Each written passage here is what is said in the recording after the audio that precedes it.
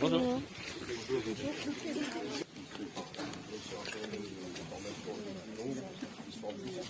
Alors, 80 100 vaches.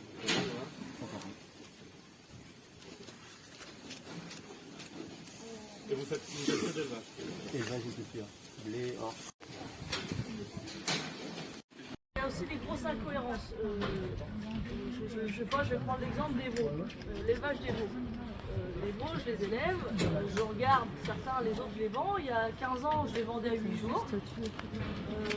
Il y a 10 ans, on m'a dit, bah maintenant, il faut que tu attendre 14 jours. Je sais pas pourquoi, hein, donc j'attends 14 jours, c'est-à-dire que je les élève longtemps, ça me coûte cher.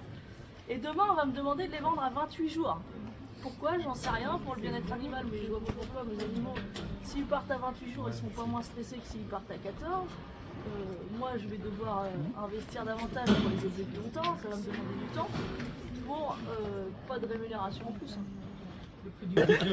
C'est qu'on demande une stratégie claire, voilà, qu'on nous donne une ligne politique claire et qu'on n'essaie pas de ménager d'un côté les écologistes ou les influenceurs de toutes sortes qui nous tapent dessus et qu'on nous dise, ben voilà, on vous donne les moyens de produire, on ne vous met pas des boulets aux pieds avec un tas de réglementations, parce que ce qui se produit et ce que rappelait Bruno tout de suite, c'est que du coup on importe énormément de denrées alimentaires, 50% de poulet, 20% d'œufs, je ne sais plus combien de pourcents de viande bovine, tu avais les chiffres tout à l'heure, Jocelyn.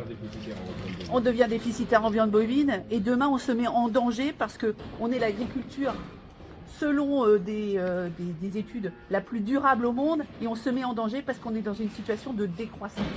Et cette situation de décroissance, elle nous met tous en danger par rapport au contenu de nos assiettes et à ce que demain, si malheureusement il y avait encore des événements internationaux qui pourraient nous toucher de façon encore plus importante, eh bien l'alimentation c'est crucial, c'est vital, c'est essentiel et c'est la première cause de désordre dans un pays quand les gens ne mangent plus à leur faim. On va revenir sur notre mouvement, mais on marche sur la tête. Ce gouvernement marche sur la tête. Il y a plein d'incohérences que ces jeunes dénoncent et il suffit de les écouter un petit peu, de leur donner de la lisibilité. Et moi je pense qu'on arrivera à relever ce défi de renouvellement des générations, mais je pense qu'on a un tournant, il y aura un avant et un après cette mobilisation.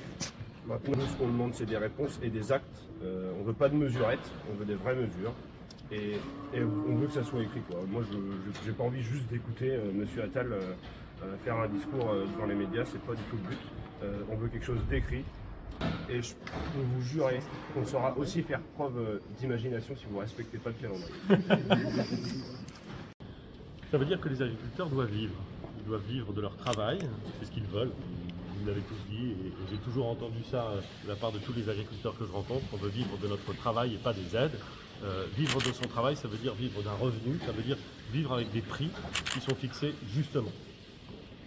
Il y a eu, après 2017, deux lois Egalim qui avaient pour objectif de transformer la façon dont on arrête et on détermine les prix en matière agricole. Je crois que ces deux lois ont été des bonnes lois, mais il faut qu'elles soient appliquées.